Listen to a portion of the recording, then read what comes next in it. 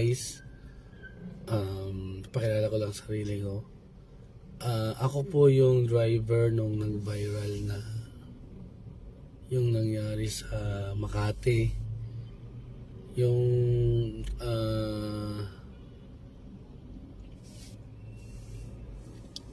nangyari nung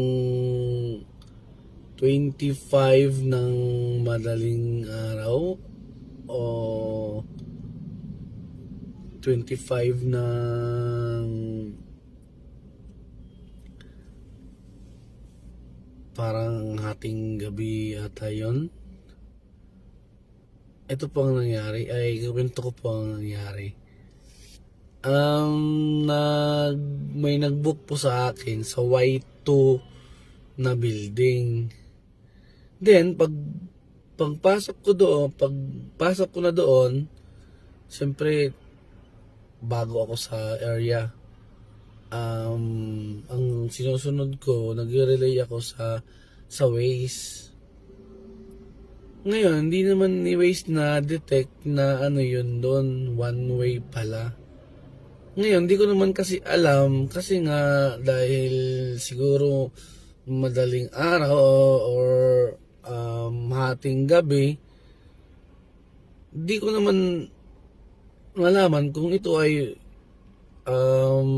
one way kasi may nakalagay doon one way pero di mo mamalayad kung sa kaliwa ba ang one way o sa kanan ang one way.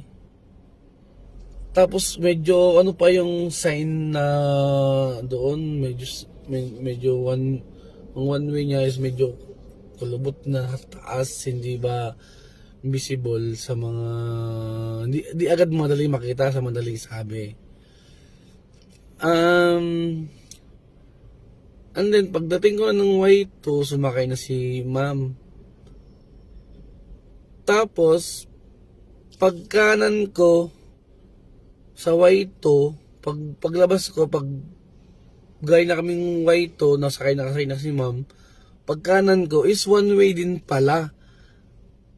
Wala naman nakalagay na one way yun kasi nga may nakalagay na kung sa kabila may nakalagay na one way pero nakabaliktad yung sign paggaling ka ng Y2 na building. Di mo na naman makita.